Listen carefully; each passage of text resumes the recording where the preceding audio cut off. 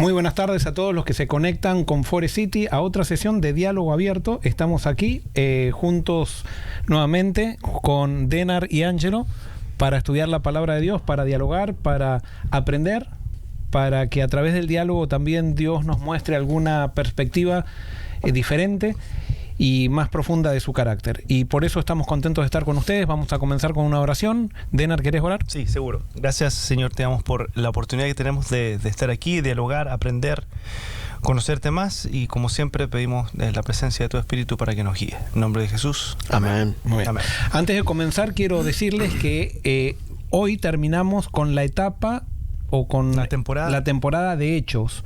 Desde el próximo miércoles, Denar va a ser el host, no me acuerdo cómo... El conductor, gracias. El conductor de Diálogo Abierto durante el verano. Y entonces él va a tener... ¿Qué tipo de programa va a hacer? Va a ser un programa un poquito diferente. Siempre las personas, mucho... preguntan quiénes son los músicos, quiénes son los cantantes, cuáles son los nombres, y queremos hacer una temporada un poquito con algunos de ellos, conociéndolos un poco más. O sea, testimonios, su vida, cosas que han pasado en su vida, y cómo entonces estar conociendo a Jesús ha impactado su vida, y cómo lo hacen a través de la adoración que hacemos cada sábado y la participación que tienen ahí, pero conocer un poco más cosas que ellos han pasado, y que la gente también pueda saber después cuando los vean, él es la persona que, o él es el que, entonces que conociendo. O sea, que no sean caras, sino que haya historias detrás de esas caras, historias reales. Así es. Qué lindo. Y esa temporada va a ser entonces lo que viene ahora en el verano. Muy bien, entonces los invitamos para que apoyen a Denar desde el próximo miércoles a las 6:30, como siempre. El horario sigue el mismo, pero vamos a estar entonces, seguimos con la nueva temporada de Diálogo Abierto. ¿Tiene un título especial? Todavía no. Estamos buscando el título, pero ya vamos con poquitos días ya van a saber el título, pero esa va a ser la temática, y va a ser un poquito diferente. Estamos viendo, tal vez lo hacemos en otro, vamos a hacer otro set que cambie un poquito set, que haya algo un poco más. Muy bien, entonces el miércoles que viene, pero hoy vamos a seguir con Hechos. Tenemos un estudio muy importante. Estamos ya en el libro de Hechos. Comenzamos con un acontecimiento que es catalizador, o podríamos decir que marca un antes y después en la narrativa de Hechos. Primero está el descenso del Espíritu, pero después comienzan las consecuencias de eso, y hay un milagro que se realiza en el templo. Un cojo es sanado por Pedro y Juan, y ahora entonces se comienza a ver toda una efervescencia en el templo. Pedro hace su segundo discurso, y cuando están haciendo su segundo discurso, mientras Pedro está predicando, si podríamos decir así, no un sermón armado, sino un sermón espontáneo, entonces ocurre lo que vamos a ver ahora. Vamos entonces, Hechos capítulo 4, versículos 1 al 4. Vamos a analizar bastante hoy y vamos a ir por parte. 4, 1 al 4. ¿Qué dice? Hablando ellos al pueblo, vinieron sobre ellos los sacerdotes con el jefe de la guardia del templo y los saduceos, resentidos de que enseñasen al pueblo y anunciasen en Jesús la resurrección de entre los muertos. Y les echaron mano y los pusieron en la cárcel hasta el día siguiente, porque era ya tarde. Pero muchos de los que habían oído la palabra creyeron, y el número de los varones era como 5,000.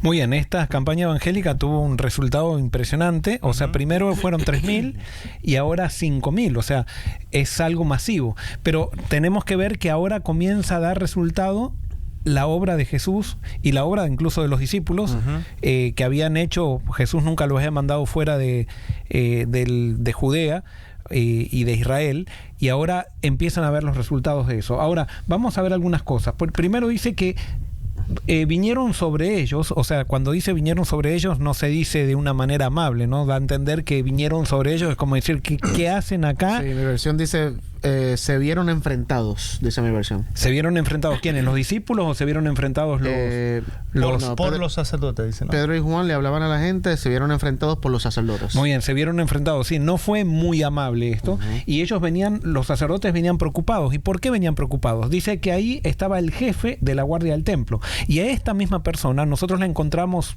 posiblemente unos 50 o 60 días atrás, en otra circunstancia, y vamos a leer Lucas 22:52. Lucas 22:52, y ahí vamos a ver que estas personas que vienen ya habían tenido un encuentro con los discípulos, en circunstancias diferentes, pero habían tenido un encuentro. Lucas 22:52 dice: entonces Jesús habló a los principales sacerdotes, a los capitanes de la guardia del templo y a los ancianos que habían venido a buscarlo. ¿Acaso soy un peligroso revolucionario para que vengan con espadas y palos para arrestarme? Les pregunto. Muy bien, ¿en qué contexto era eso? Eso estaba Jesús en el Getsemaní, antes de su... Y entonces llega esta misma gente que había enfrentado a Jesús, que había ido de noche. ¿Y por qué había ido de noche? ¿Se acuerdan ustedes por qué había ido de noche y habían ido al Getsemaní de noche? ¿Por qué no lo hicieron de día eso? No, porque temían al pueblo. Claro. Entonces, esta gente hipócrita lo que le gusta hacer las cosas por detrás, nunca las hace por delante, a escondidas. Entonces, ese es el método de la gente que no sigue a Dios, y entonces lo enfrentan a Jesús. Ahora resulta que sí, ya saben la historia, Jesús muere, resucita, y ahora esta misma gente todavía eran los líderes del templo. Y ahora los discípulos, que en esa noche habían actuado tan cobardemente, ahora se encuentran con discípulos que parecía que habían sido transformados. Así como se bautizaron 5.000 o entraron al movimiento cristiano 5.000 por el resultado de esos 3 años y medio de obra de Jesús, ahora se ve el resultado de 3 años y medio de la obra de Jesús en la vida de los discípulos también, ¿no? Y entonces dice que viene el jefe de la guardia del templo y los saduceos. ¿Quiénes eran los saduceos? Los que creían que no había resurrección. Muy bien, y los saduceos... La secta de los judíos. Era la secta de los judíos. Había 2 sectas en los judíos, 2 sectas principales. Había otras sectas también, pero las 2 sectas principales eran los fariseos y los saduceos. Los fariseos tenían la simpatía del pueblo en general. Y los fariseos, ellos eran los que se mostraban, podríamos decir, son los legalistas, los que estaban pendientes de las formas. Y fueron los que más guerra le hicieron a Jesús. Así todo, los fariseos, que fueron los que más guerra le hicieron a Jesús, por lo que vemos, después fueron los que más se convirtieron al cristianismo, a pesar de que fueron los que más guerra le hicieron.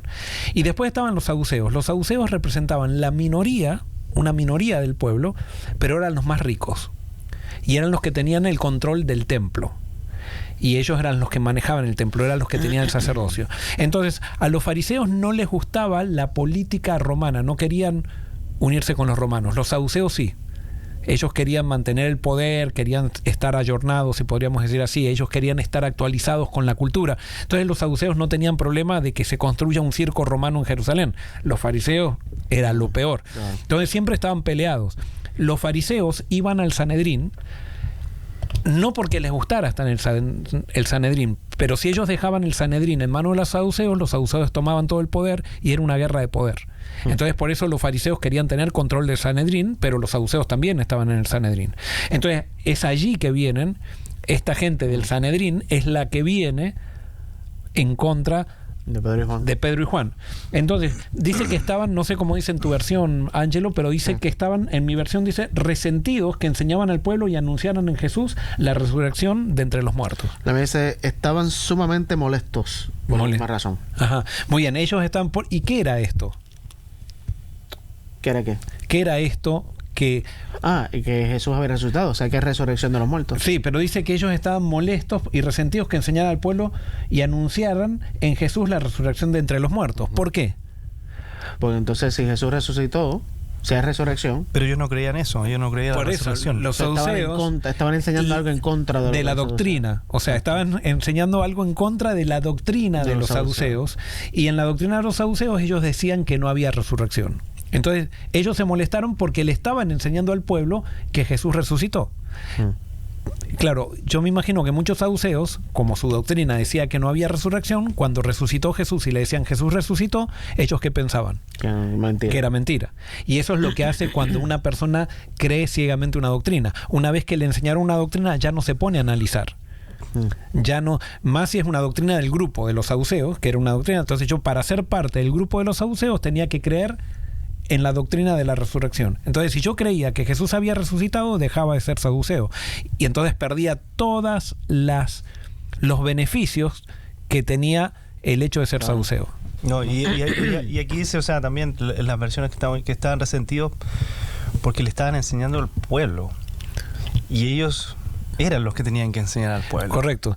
También hay una cosa de poder ahí también. Exacto. Una de las cosas que tiene los dirigentes corruptos religiosos, que eso es muy, o sea, lo digo porque la Biblia lo va a entender, si fuera que la Biblia no lo diría, entonces, pero la Biblia muestra que los dirigentes corruptos siempre piensan que el pueblo es su propiedad. O sea, no dan libertad. Ellos piensan por el pueblo, ellos le dicen al pueblo lo que y ellos quieren tener el control del pueblo, porque al final el pueblo también es el que los mantiene. Claro. Y ellos no pueden perder la manutención. O sea, la Biblia, lo sabemos eso por los evangelios, que ellos vivían de las ofrendas y se aprovechaban de las ofrendas, hacían un comercio en el templo, y entonces ellos necesitaban tener al pueblo engañado y controlado para que eso pueda seguir, para que les pueda seguir dando la riqueza al pueblo, para poder seguir viviendo en la comodidad que estaban viviendo. Entonces ellos necesitaban al pueblo, no lo amaban al pueblo. Es más, lo despreciaban al pueblo, pero lo necesitaban. En otras palabras, realmente estaban molestos porque en Puerto Rico, diríamos, se le estaba cayendo el kiosco. O sea, el control y la manipulación que tenían sobre el pueblo, ahora pensaban que se le estaba yendo de las manos y eso los molestó. Exacto. Y ahí reaccionan, que me llama la atención cómo, y viste, no sé aplicarlo tal vez hoy en día, pero cómo cuando están predicando una doctrina contraria, su reacción es perseguir y arrestar. Y como tal vez nosotros hoy en día también, no sé si me estoy adelantando a lo que voy a comentar después, pero como nosotros también hoy en día vemos, y incluso nosotros podemos ser parte de eso, cuando alguien se levanta en contra de nosotros a criticarnos o a decir algo contrario a lo que nosotros creemos o decimos, ¿cómo reaccionamos ante eso? Reaccionamos como esta gente que sabemos que no era el Espíritu de Dios, es obvio, pero muchas veces reaccionamos de la misma manera.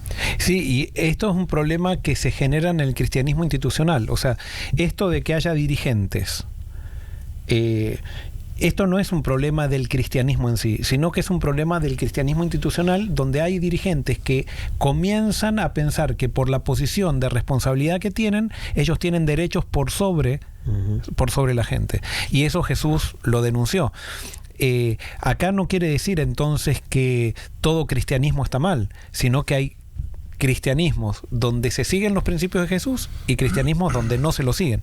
Acá justamente era este no era un cristianismo, este era un pueblo de Dios, judaísmo, que no seguía los principios y se opuso a los principios que Jesús estableció. Entonces dice que esta gente puso a los discípulos en la cárcel, a Pedro y Juan en la cárcel, ya era tarde, y entonces bueno, ahí se nos dice que el gran problema es que 5.000 no era un problema chiquito, era 5.000 personas que estaban bajo su dominio, su paraguas, su control. Ahora comienzan a abrir los ojos y dicen, ¿y será que las enseñanzas de ese humilde carpintero eran ciertas?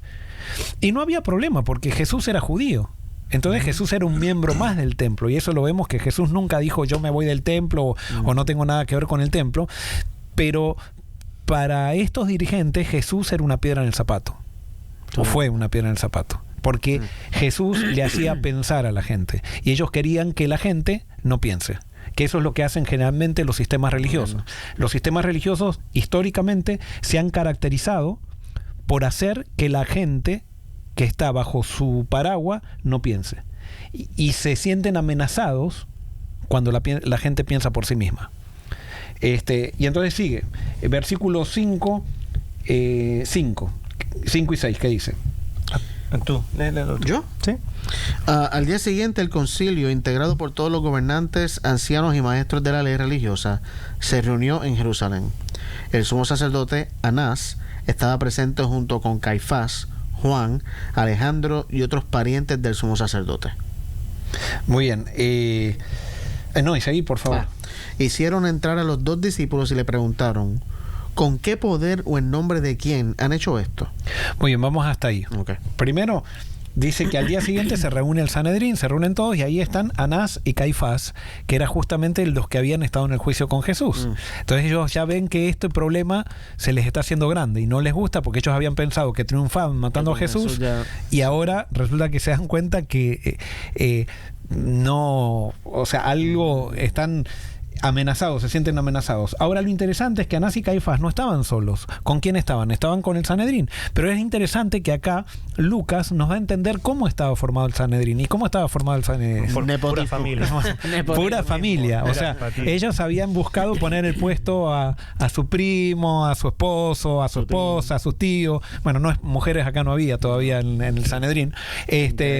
Pero estaba marcado en nepotismo y por eso perder 5.000 seguidores del Sanedrín era perder 5.000 ofrendas.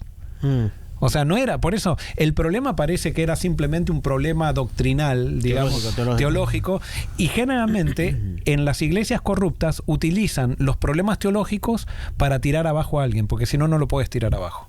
O sea, vos tenés que declarar a alguien que está en contra de la Biblia, como hacían con Jesús, como hacían con Esteban, que está en contra del templo, que está en contra del profeta, que está en contra de Moisés, y entonces de esa manera haces que la gente deje de seguir, y la gente que no piensa dice, ¡oh! Y está en contra de esto, que esto, del otro. Entonces la gente que no piensa logra seguir siendo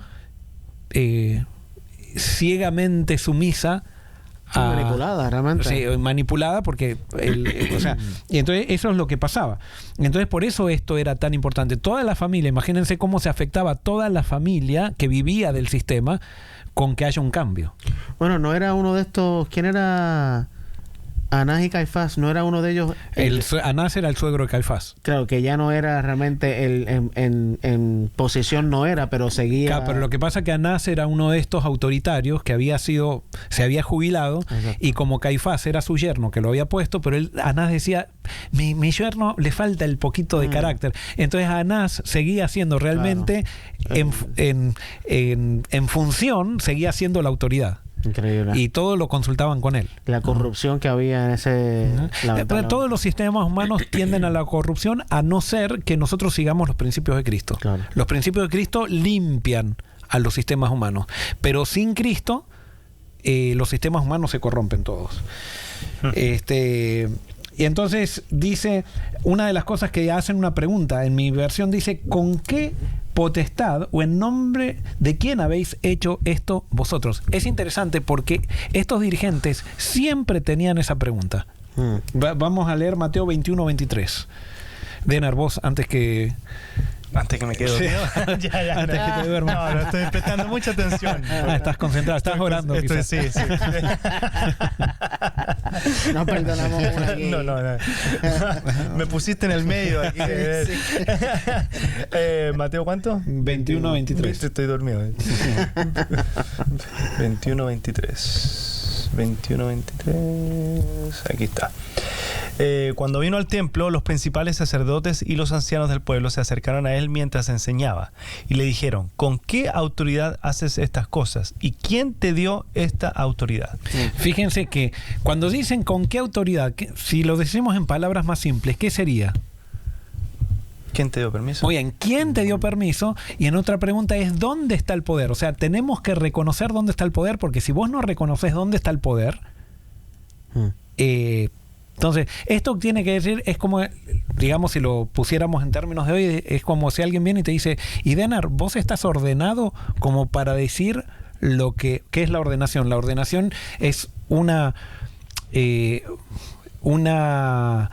¿cómo se dice? Un proceso administrativo que le hemos dado un carácter espiritual, pero que no tiene ningún... Es muy buena la ordenación, o sea, en el sentido para trabajar ordenados y organizados, pero le hemos dado un carácter espiritual que no tiene.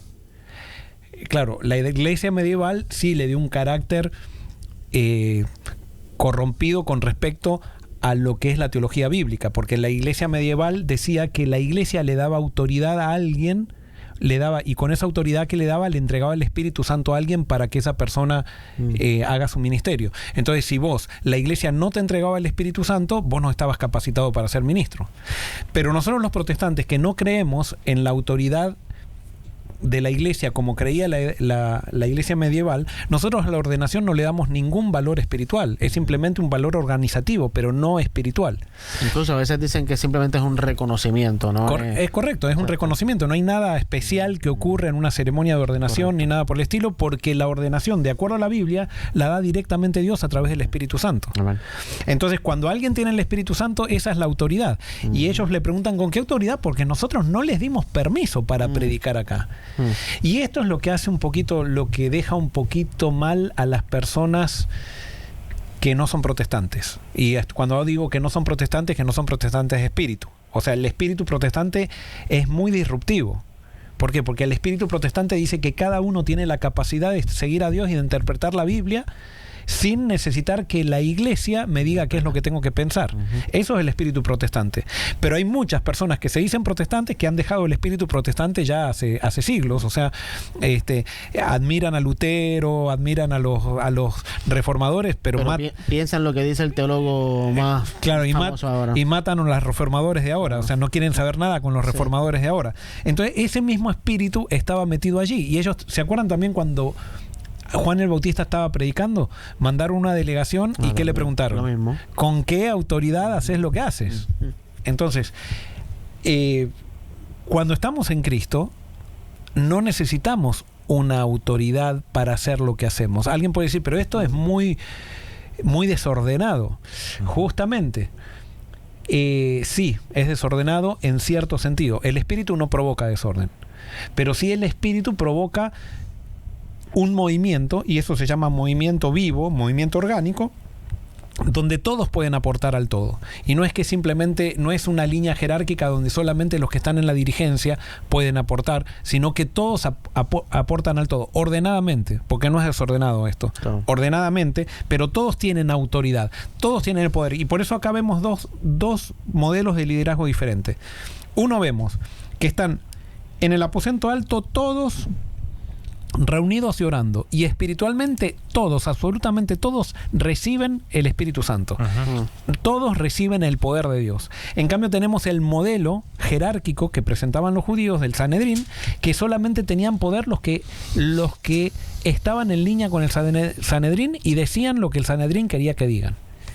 Y si no tenían el permiso, entonces no podían. Fíjate en eso mismo que está diciendo, de la autoridad y de que también eso le pasó a los discípulos. Y eso que estaban con Jesús y todo, y ellos surgía el poder, pero cuando había alguien más haciendo milagros en el nombre de Jesús, le decimos que lo vamos a callar, o sea, le decimos porque no vino a través de nosotros, que nosotros no lo autorizamos. O sea, también ellos cayeron en eso. O sea, de sentirse, o sea, con la autoridad. Nadie está inmune a crear sistemas jerárquicos. Nosotros no estamos inmunes a eso, y posiblemente acá en Forest City haya jerarquías que estamos tratando, en la medida que avanzamos, de desvanecer.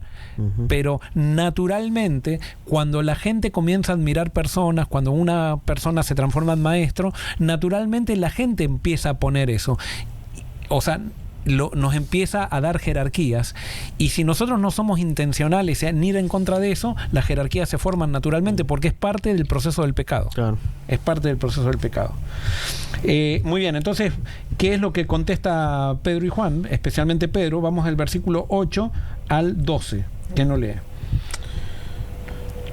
¿Leo tú? Sí, 8 al 12. Hechos 4, sí, 8 al 12. Estaba en Hechos 8. Hechos 4, 8 al 12. Entonces Pedro, lleno del Espíritu Santo, les dijo: gobernantes del pueblo y ancianos de Israel, puesto que hoy se nos interroga acerca del beneficio hecho a un hombre enfermo, de qué manera éste ha sido sanado, sea notorio a todos vosotros y a todo el pueblo de Israel que en el nombre de Jesucristo de Nazaret, a quien vosotros crucificasteis. Siempre tiene que meter eso, Pedro. En todos los discursos lo dijo, ¿no? Y a quien Dios resucitó de los muertos, por él este hombre está en vuestra presencia sano. Entonces, este Jesús es la piedra reprobada por vosotros los edificadores, la cual ha venido a ser cabeza del ángulo, y en ningún otro hay salvación, porque no hay otro nombre bajo el cielo dado a los hombres en que podamos ser salvos. Muy bien, entonces ahí Pedro nuevamente dice lleno del Espíritu Santo, o sea que lo que dice Pedro está siendo impulsado por el Espíritu. Pero alguien podría decir, fue un poco imprudente Pedro, porque ¿por qué les va a decir a quien vosotros crucificaste si fueron los romanos los que crucificaron a Jesús? Pero sin embargo Pedro está analizando lo que pasó realmente, haciendo analizando el principio de lo que pasó. Y realmente siempre que nosotros rechazamos a Cristo lo estamos crucificando. No importa en qué forma lo hagamos. Podemos rechazar a Cristo en rechazar una verdad bíblica que el Espíritu Santo me está convenciendo de que debo aceptar. Puede ser una doctrina bíblica que el Espíritu Santo me está pidiendo que acepte. No que una iglesia me pide, sino el Espíritu Santo. Ahora, ¿cómo nosotros podemos diferenciar a alguien que está lleno de Espíritu Santo y que nos habla y que nosotros podemos aceptar esa verdad a alguien que no? Porque por sus frutos lo conoceréis. Okay. Eso lo dijo Jesús. Y entonces el fruto para mí, Pedro, si bien dijo las cosas, vos no lo ves a Pedro en estas circunstancias sacando la espada, como cuando quiso sacar la espada y cortar la oreja a Malco. Ahí todavía Pedro no estaba lleno del Espíritu Santo, ahí estaba actuando desde la carnalidad. Acá Pedro está simplemente diciendo lo que pasó, porque esta gente quiere todavía seguirse mostrando como dirigentes religiosos cuando realmente mataron o crucificaron al Mesías, a la cabeza de la iglesia. ¿Sabes qué? Me parece que es tremenda pregunta, Daniel. Yo creo que, no sé si es pero tal vez una de las respuestas, es que todo lo que vaya en contra del amor de Dios, hay que descartarlo. Si alinea con el amor de Dios, no hay ningún problema. Y Pedro estaba diciendo una verdad, no recurrió a la mentira para convencer a los otros. Claro. O sea, convencer. Cuando vos ves que una persona recurre a la mentira para convencer a otro, recurre a la difamación, a la calumnia, a usar su posición para matar a otro. Exacto. O sea, yo me acuerdo una vez en un tiempo que había gente que era perseguida por un sector de la iglesia, ¿no? Y entonces se quejaban y eso en las redes sociales y todo eso. Y después esa gente comenzó a tener poder, y después cuando ellos tuvieron poder se reunían y decían, vamos a prohibir que aquella persona venga que era de los enemigos. Entonces, no, o sea, hay muchas personas que incluso viven en países autoritarios y se quejan de los regímenes autoritarios y vienen a un país democrático y viven como si estuvieran en el país autoritario. Se quejaban porque la pregunta es cuando tenemos poder, ¿cómo actuamos con el poder que se nos da? Por ejemplo, ¿qué es un abusador? Una persona que tiene poder y usa su poder para someter. En beneficio propio. Por ejemplo, un abusador sexual. ¿Qué es un abusador sexual? Es alguien que es un tío, un hermano o lo que sea, que dice, yo tengo ascendencia sobre esta persona que me admira, yo voy a aprovechar este poder que tengo en beneficio propio. Alguien, por ejemplo, que es confiable y entonces hace un negocio con alguien. Yo me acuerdo que estaba en una iglesia que tenía un prestamista en la iglesia que se había bautizado, y entonces hacía préstamos a la iglesia, se hacía súper amigo, tenía lanchas, los invitaba a la lancha y eso, y de cada paseo que hacías salías con un préstamo que él te iba a hacer un préstamo. Y después tenía miembros de iglesia que él iba y les quitaba los muebles de la casa, le quitaba todas las cosas, sí. Y yo era pastor de jóvenes en esa época, entonces tuve que ir a hablar con él, tuve que ir a enfrentarlo. Y yo era soltero en esa época, y fue duro enfrentarlo, porque él tenía mucho poder, más había hecho préstamos a líderes de la iglesia y todo. Y entonces cuando lo enfrenté, como yo era soltero, después él fue a la conferencia a decir que me fue a acusar de homosexual y un montón de cosas, y tuve que cargar con esa situación, con esa calumnia. Pero bueno, se acabaron también las usuras que hacía. Pero él era un abusador, o sea, se aprovechaba de la amistad que generaba con la gente para dar un préstamo, y cuando la gente no podía pagar el préstamo, pero los aplastaba, literalmente, los dejaba sin nada, y una usura total. Entonces, bueno, son todas esas cosas. El poder nos hace, o sea, vos ves a una persona cómo es cuando le das poder. Y por eso la libertad es tan importante, porque por ejemplo, si vos querés que ver realmente cómo son las personas, dales poder. Y con el poder vas a ver cómo son. Y ahí se va a ver. Y por sus frutos lo conoceréis. Y vamos entonces... Yo quería mencionar algo también que me llamó la atención en el versículo 9, porque estábamos hablando ahorita que esta gente en poder no quería que el pueblo pensara por sí mismo. Ellos querían controlar el pensamiento. Pero aquí esta pregunta que le hace Pedro me chocó a mí, porque me hace verlo como que Pedro le está diciendo: ustedes no están pensando. Ustedes que se creen que sí saben, no están pensando. Pues en mi versión, por lo menos en el versículo 9, dice que le dijeron a los gobernantes, a los ancianos: ustedes nos están interrogando hoy por haber hecho una buena obra a un lisiado. Es como que... Sí, no tiene sentido. Como que nos están cuestionando por algo bueno que hicimos. No están pensando. O sea, que es lo opuesto. Cuando la gente que trata de pensar por otros, ellos mismos son los que en algún momento dejan de pensar por ellos mismos. Exacto. Y hacen estupideces. Sí, exacto. Lo que pasa es que los que tratan de que otros no piensen fueron seguidores ciegos en algún momento. Ellos consiguieron las posiciones que tienen por no pensar y someter su pensamiento a sus dirigentes. Hay dirigentes que les gusta rodearse de gente de cómplices, y hay otros dirigentes que les gusta rodearse de gente que piensa. Lastimosamente, generalmente no se da demasiado eso, ni en las empresas seculares, ni en las religiosas, ni nada. A nosotros no nos gusta sentirnos amenazados, ¿no? Pero bueno, justamente esta gente que se rodea de gente que no piensa, es porque alguna vez ellos renunciaron a su manera de pensar para poder tener un beneficio. Y simplemente ahora están repitiendo lo mismo que aprendieron o que aceptaron sin pensar. Sí. Interesante. Muy bien. Dice: este Jesús que es piedra rechazada por vosotros los edificadores, la cual ha venido a ser cabeza de ángulo. Eso es una metáfora que utiliza Pedro, que tiene que ver con la construcción del templo, y que se hizo esta historia se hizo de manera viral, si podríamos decir así, que en el templo le faltaba una piedra para construir el templo, si mal no recuerdo, y decían: ¿dónde está esa piedra? Y era la piedra angular que sostenía el templo, y decían: ¿dónde está esa piedra? Y resulta que habían estado pasando por encima de esa piedra por mucho tiempo y la habían desechado porque pensaban que era una piedra que no era la piedra. Y ahí alguien se dio cuenta que esa era la piedra angular, y ahí la pusieron, y eso fue lo que posibilitó que se termine el templo.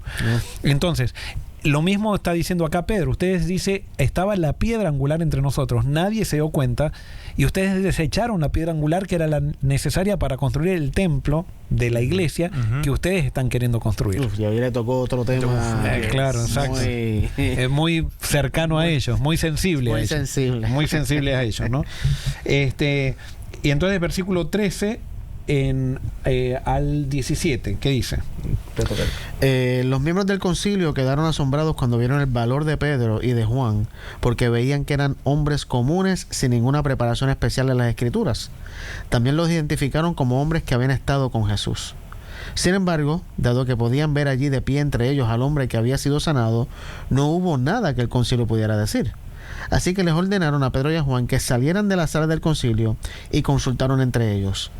¿Qué debemos hacer con estos hombres?, se preguntaban unos a otros. No podemos negar que han hecho una señal milagrosa, y todos en Jerusalén ya lo saben. Así que, para evitar que sigan divulgando su propaganda aún más, tenemos que advertirles que no vuelvan a hablar con nadie en el nombre de Jesús. Muy bien, entonces acá hay varias cosas interesantes. Dice: entonces, viendo la valentía, dice en mi versión, viendo la valentía de Pedro y Juan, y sabiendo que eran hombres de letras y del vulgo, se admiraban y les reconocían que habían estado con Jesús. O sea, ellos se daban cuenta de algo que tenían Pedro y Juan que ellos no tenían. ¿Y qué era lo que tenían Pedro y Juan? No, tenía el poder del Espíritu. Sí, pero ¿cómo se veía? Sí, pero había algo ahí que dice: ¿de qué se admiraban? De que no tenía ni una preparación. Exacto. De que no era gente común, pero... Sí, pero era algo más. Sí. En el 13. ¿Qué dice tu versión? Eran valientes. Muy bien, dice que ellos reconocían, viendo la valentía de Pedro y de Juan, algo que ellos no tenían, porque ellos siempre habían construido su manera de trabajar y de hacer las cosas por miedo. O sea, miedo a que me van a decir, miedo a quedar bien, miedo... Y entonces reconocían algo que ellos nunca habían tenido, que lo que nunca habían tenido ellos eran valentía, porque estos dirigentes religiosos eran unos cobardes. No se animaban a hacer las cosas de frente, las tenían que hacer por detrás. Todo lo hacían con hipocresía, lo hacían con mentira. Eso es lo que hace un dirigente corrupto. Y lamentablemente el mundo está lleno de políticos, que esos son los políticos en todos los niveles, ¿no? Y por eso ellos trabajaban con el miedo, porque Exacto. el pueblo les tenía miedo. Correcto. Y entonces, Esas son las personas que tienen que decir porque yo, y tienen que hablar de su puesto que tienen y todo lo demás, para dar miedo, porque ellos no inspiran a nadie. O sea, tienen que usar un escritorio o una cuenta bancaria para inspirar a alguien, porque en sí mismo ellos no inspiran a nadie. Pero esas son las personas más inseguras y vemos la inseguridad que ellos tenían. Ajá. Y son justamente, de acuerdo a lo que estamos siempre predicando, el orgullo es inseguridad, es poner la seguridad en algo que no es Dios. Entonces, el sistema religioso estaba lleno de estas personas inseguras que tienen... O sea, hay características, como vos decías, Denar, por los frutos podemos saber cuáles son las personas inseguras. Y una de las cosas es que ellos reconocen la valentía de alguien, pero cuando ven a alguien valiente, no es que lo admiran. O sea, ellos se admiraban, pero le tienen envidia. Y como le tienen envidia, tienen que aniquilarlo. Claro. Si puedo decir también otra cosita aquí, que me está interesante también, que ellos asociaban el valor con educación. Sí, que no tiene nada que ver. No tiene nada que ver. El valor de ellos era porque estaban llenos del Espíritu Santo y por eso los empoderaba, pero... Y había algo también, que Pedro y Juan, cuando vos ves a una persona, que se entregó a Cristo y entendió el mensaje de la Biblia, puede discutir con el teólogo que es PhD o lo que sea, y le puede discutir, se le caen los argumentos. Sí, al mismo nivel. O sea, porque muchas veces ese PhD, no digo todos, porque... Pablo fue un PhD y fue muy útil para la causa, pero hay PhDs o doctores que solamente tienen el título y simplemente han repetido, han investigado cosas y han sido reflectores de lo que otros dijeron, pero nunca pudieron llegar a una conclusión personal que no esté alineada con lo que otros dijeron. Justamente a veces la academia, eso es lo que produce. Parece que la academia produce pensadores, muchas veces la academia produce reflectores, no pensadores. Y es más, muchas veces la academia te evalúa que si tu pensamiento no tiene argumentación con un pensamiento de alguien más importante, no sirve. Y eso, por ejemplo, Aristóteles dijo que la araña... ¿Cuántas patas tiene la araña? 8. Ajá, pero... Sí. ¿Y por qué? ¿Y cuántos senos pensabas que tenía? 6 pensé que tenía. Claro, ¿por qué? Porque Aristóteles en el siglo V antes de Cristo dijo que tenía 6 patas. Y nadie contradijo a Aristóteles hasta que Lamarck, un biólogo en el siglo XIX, dijo, voy a contar yo. Todos decían 6 patas, 6 patas, 6 patas. Yo voy a contar por mí mismo las patas de la araña, y descubrió que tenía 8. Y desde ahí hasta ahora tenemos la confusión, porque cada vez que preguntan no sabemos ese. ¿Por qué? Porque hubo miles de años que se estuvo diciendo que la araña tenía 6 patas. Gracias a la autoridad de Aristóteles, que sin duda era una autoridad, pero nadie lo cuestionó. Y muchas veces la academia, hay ambientes académicos que son muy buenos, pero hay ambientes académicos que solamente crean reflectores. Entonces podremos concluir que el espíritu de cuestionar no es malo en sí mismo. Al contrario, Dios muchas veces nos pide que cuestionemos. Es que no es parte. El que no cuestiona, el que no piensa, no puede ser discípulo de Jesús. Que, ojo, y ahora voy a hacer una aclaración. Me encanta tanto el adventismo, los principios del adventismo cuando nació, porque justamente para mí no hay movimiento, o no hubo movimiento, por lo menos no es que no hubo, pero un movimiento tan respetuoso del pensamiento individual y libre como era el adventismo cuando nació. Sí. Sí, que no se dejaba llevar por lo que otros decían, sino que ellos mismos investigaban, claro, y buscaban en oración. Claro, y buscaban en oración, y si se daban cuenta que estaban mal, decían, claro, estábamos guardando el domingo, hoy nos damos cuenta que el sábado, empezamos a guardar el sábado. O sea... Es que el movimiento partió dejándose llevar por una doctrina o un descubrimiento equivocado y nadie investigó, sino que todos creyeron y vamos con eso, y después cuando se dieron cuenta cada uno se puso a investigar. No nos va a pasar más esto. Exacto. Que después se equivocaron de vuelta también. O sea, porque somos seres humanos y con esto no estamos en contra de los sistemas religiosos, sino lo que estamos en contra es del pecado. El pecado nos lleva a masificarnos. Eso fue lo que fue la Torre de Babel. O sea, Dios les había dicho, distribúyanse, y dijeron, no, vamos a estar todos juntos, vamos a construir la torre, que una jerarquía sea la que diga las cosas como son, y generaron lo que después se llamaría Babilonia, ¿no? Entonces dice, otra de las cosas que vemos acá es que los líderes religiosos veían las evidencias de este hombre sanado y decían, no podemos decir nada porque realmente acá está la evidencia. Nosotros a este cojo lo vimos 50 años o 30 años mendigando ahí, y ahora está parado acá frente a nosotros. No podemos decir nada ante eso.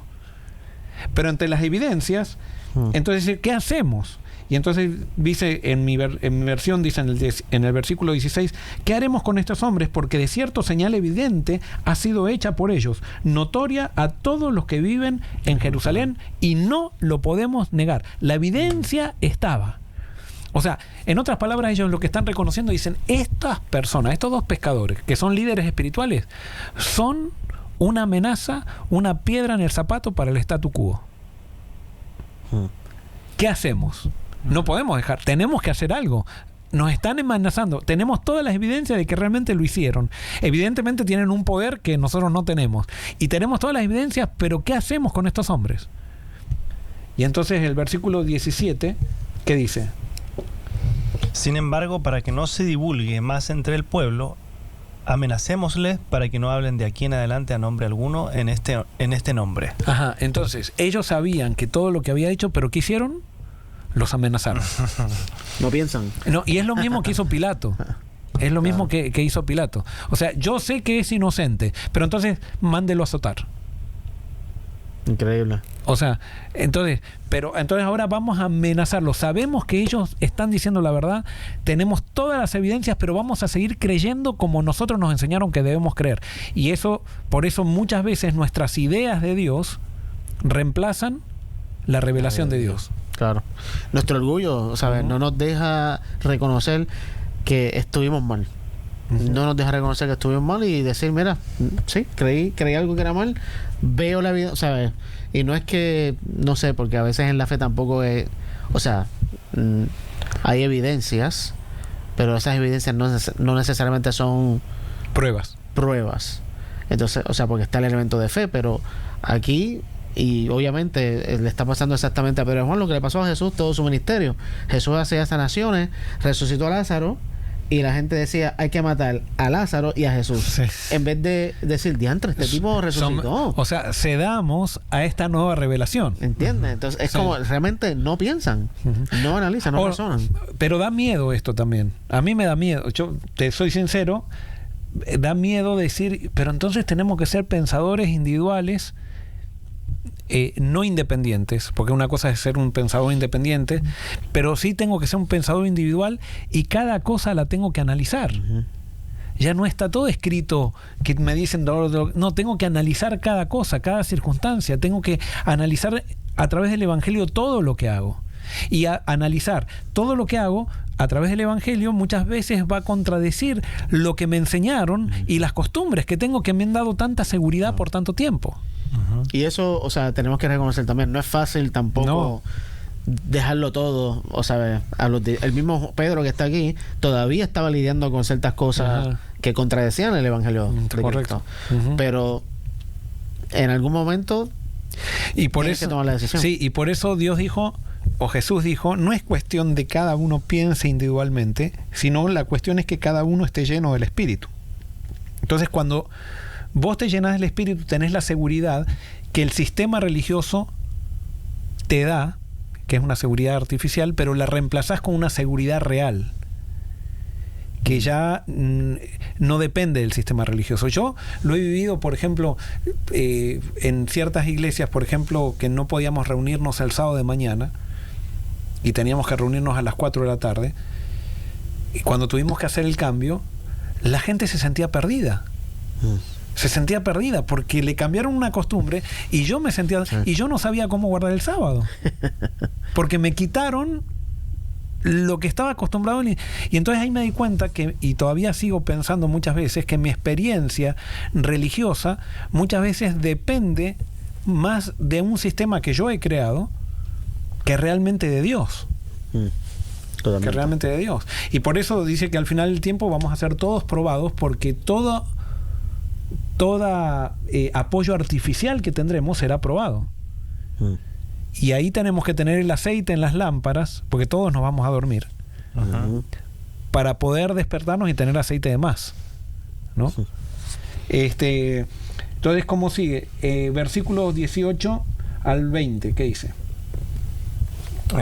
Y llamándolos les intimaron que en ninguna manera hablasen ni enseñasen en el nombre de Jesús.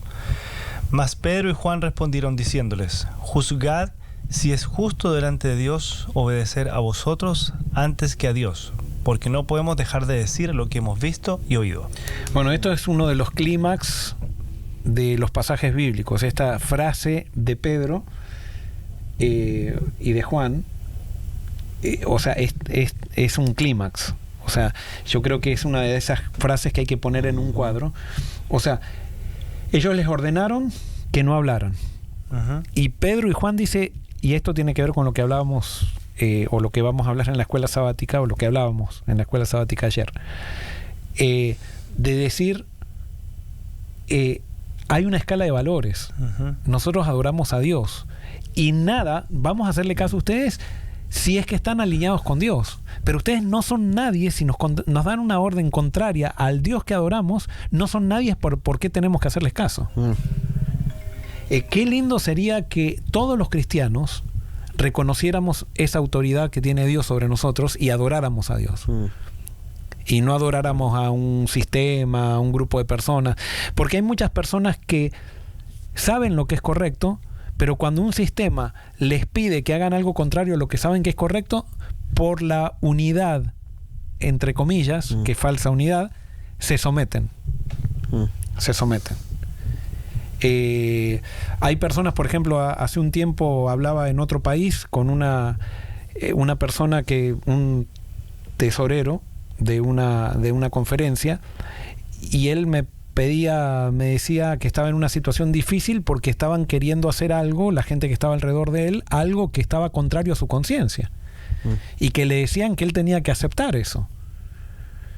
Y me lo decía llorando, y yo no le podía decir nada. O sea, ¿qué le voy a aconsejar yo? Yo sí le podía decir, o sea, que le dije, vos tenés que ser firme a pesar de las consecuencias. No sé cuál habrá sido me dice, es que una vez que fui firme me echaron, y después volví de vuelta en 3 años, pero ahora no sé. Y ahora yo creo que incluso fue firme esta persona, por lo menos al terminar la conversación, creo que él quedó con un vivo deseo de ser fiel a Dios. No sé, yo no la vi más. Esto pasó hace unos 5 años. Pero la cuestión es que nosotros en cada lugar que tenemos una... O sea, acá no es cuestión de cambiar todo, es simplemente ser firmes nosotros en el lugar donde estamos. Si soy anciano de iglesia, tengo que ser firme como anciano de iglesia. Si soy pastor de iglesia, como pastor. Si soy presidente de una conferencia, como firme como presidente. Si soy presidente de unión y estoy hablando dentro de la estructura adventista. Si hablando fuera de la estructura del sistema adventista. En mi trabajo, si en mi trabajo me están pidiendo algo en contra de mi conciencia, yo tengo que ser fiel a Dios. O sea, ese es el principio. Y por eso esto, lo que dicen Pedro y Juan, dice, juzgad si es justo delante de Dios obedecer a vosotros antes que a Dios. O sea, si nosotros obedecemos a vosotros, los estamos poniendo ustedes en el lugar de Dios. Y eso es blasfemia, dicen Pedro y Juan. No, por favor, no nos pidan que blasfememos. Y no se pongan ustedes en el sitial de blasfemar, porque lo que estaban queriendo hacer estas personas estaban blasfemando, estos dirigentes religiosos. Ahora, a mí también me es interesante que ellos hacen la pregunta, ¿debemos obedecerle a ustedes antes que Dios? Y después dice, es que no podemos dejar de decir. Sí, no es una cuestión que les vamos a hacer la contra. Exacto. A ustedes. Es que esto es lo que está en nuestro corazón y no podemos hacer otra cosa. Es la reacción automática de estar lleno del Espíritu Santo, que me fascina porque la historia comienza diciendo que estaban llenos del Espíritu Santo, ¿no? Yo lo leí por algún sitio acá. O fue que ellos se dieron cuenta que estaban llenos del Espíritu Santo, uno de los dos. Pero no hay otra manera. O sea, cuando estamos llenos del Espíritu, vamos a hacerlo. Y aunque el mundo nos diga otra cosa, vamos a hacer lo que el Espíritu nos está diciendo. Correcto. Y ese es el espíritu de este movimiento de la Iglesia Apostólica, que decimos que es la Iglesia la iglesia que es el modelo de iglesia, era una iglesia reformadora, no una iglesia conformista. Era una iglesia que cambiaba todo a donde... Y no lo cambiaba por decir vamos a cambiar las cosas, sino porque eran firmes a los principios que Jesús había dejado. Y entonces sigue diciendo, versículos 21, fíjense lo que pasa, 21 y 22. ¿Qué dice? Entonces el concilio los amenazó aún más, pero finalmente los dejaron ir porque no sabían cómo castigarlos sin desatar un disturbio, pues todos alababan a Dios por esa señal milagrosa, la sanidad de un hombre que había estado lisiado por más de 40 años. Ajá, ¿por qué lo soltaron? Por miedo. Por miedo. Fíjense, son los cobardes. Esta gente son muy cobardes. Dice, ellos entonces después de amenazarlos, los soltaron, no hallando ningún modo de castigarlos por causa del pueblo. O sea, porque no querían que el pueblo se ponga... No querían perder en las encuestas, que le bajen las encuestas. Estas personas no tienen principios. Son personas que simplemente actúan por medio de la conveniencia. ¿Qué conviene para mi persona? ¿Qué es lo que conviene? A ver, Denar, ¿cuántas personas importantes son amigos de Denar? Muchas personas importantes. Entonces me hago amigo de Denar, voy a aparecer con Denar, me saco la selfie con Denar. Denar, no, tiene un montón de personas importantes que están en contra de él. No, más vale. Denar, ¿cómo estás? Nos vemos después. O sea, son personas miserables, vacías, que están pensando solamente en sí mismos, políticos. No existe ese tipo de características dentro de este movimiento, y las vemos después cuando aparecen Ananías y Zafiras que tenían esas características. Vemos lo que pasa. Que no lo vamos a analizar eso ahora. Pero ahora me da también ellos los amenazan y los sueltan por causa del pueblo, porque el pueblo ahora estaba entusiasmado. Entonces, pero ellos no los dejan por ser decir, bueno, quedémonos tranquilos, sino que ahora dicen, como el pueblo, vamos a ver qué hacemos ahora para ponerlos mal delante del pueblo o para poder agarrarlos por otro lado. Esta gente no para. ¿Por qué? Porque son manipuladores, porque están buscando su conveniencia, no quieren cambiar las cosas y se dan cuenta de que un movimiento que tiene un poder que ellos no tienen comienza a amenazar el statu quo. Y entonces, muy bien, se van los discípulos. Ahora me interesa que veamos cuál es la reacción de lo que pasa. Es muy interesante. Vamos del 23 al 31. ¿Qué dice? Y puestos en libertad, vieron a los suyos y contaron... Vinieron a los suyos y contaron todo lo que los principales sacerdotes y los ancianos les habían dicho.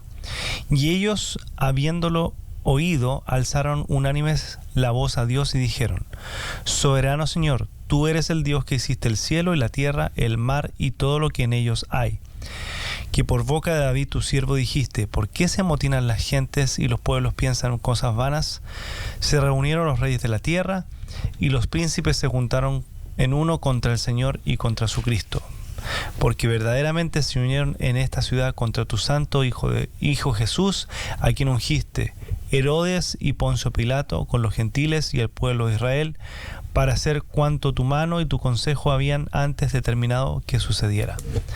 Y ahora, Señor, mira sus amenazas y concede a tus siervos que con todo de nuevo hablen tu palabra, mientras extiendes tu mano para que se hagan sanidades y señales y prodigios mediante el nombre de tu santo Hijo Jesús.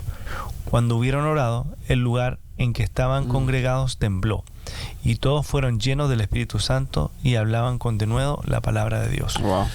Muy bien, entonces fíjense, Pedro y Juan salen y ahora van a su grupo, a una casa, evidentemente, y me encanta lo que hacen, porque ellos cuando tienen un problema, eso era una de las señales también de esta iglesia apostólica, era que cuando tenían un problema, ¿qué hacían?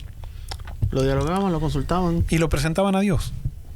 Y ellos, o sea, yo no veo veo que ellos se sienten amenazados, van a Dios, pero no veo una exclamación de derrota acá, ni de victimización. No. Al contrario, veo como un aire de triunfo, o sea, en esto. Es como que ellos, como está redactado, pareciera como que ellos sienten un privilegio de estar viviendo lo mismo que Jesús vivió.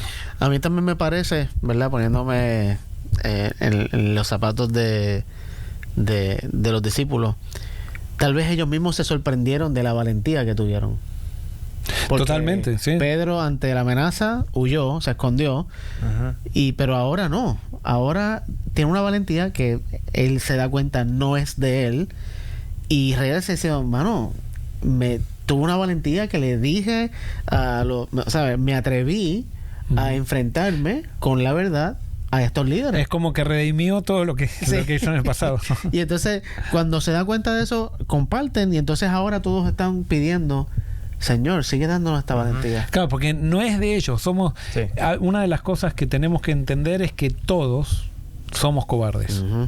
O sea, todos somos cobardes. Sí. Y por eso acá, cuando denunciamos acá a estos dirigentes, no nos estamos poniendo, o por lo menos si nos ponemos desde la vereda del frente, yo siempre digo, estar en la vereda del frente no te hace estar en otra calle.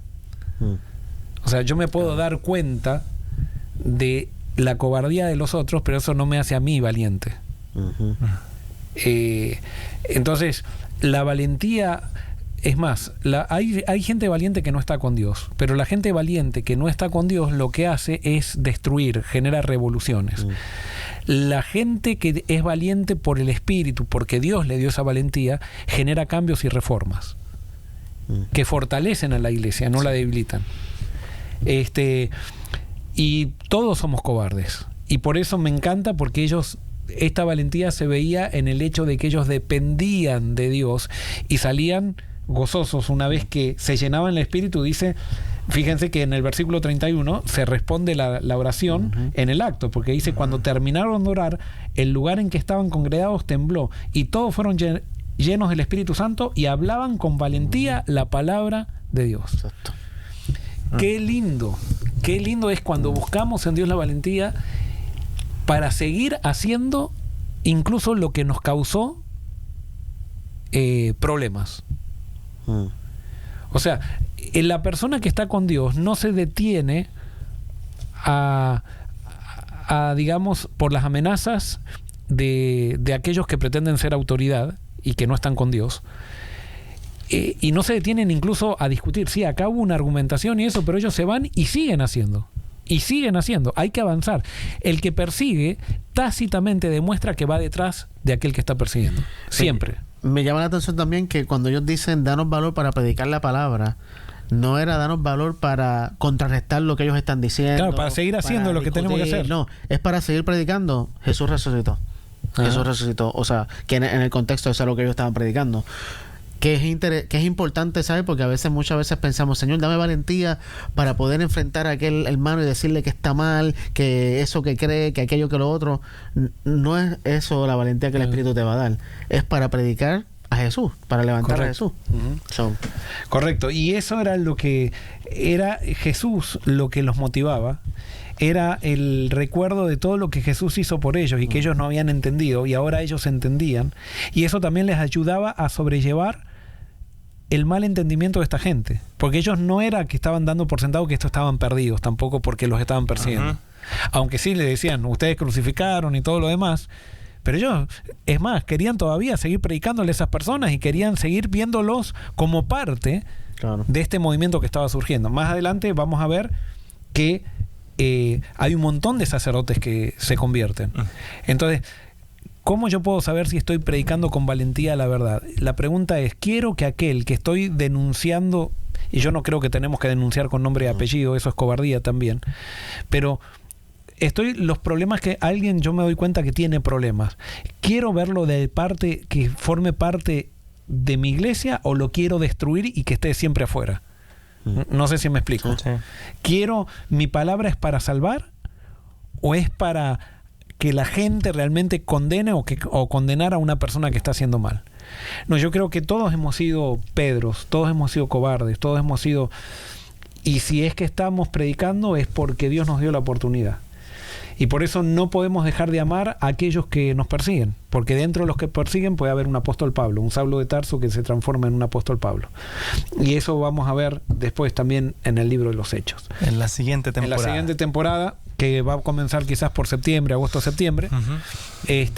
Pero ahora vamos a hacer una pausa, ponga ahí una marquita, que hasta ahí usted siga estudiando el libro de Hechos para que tengamos entonces más diálogo más adelante, y posiblemente vamos a hacer también alguna sesión de preguntas y respuestas para poder entrar en diálogo con todos ustedes.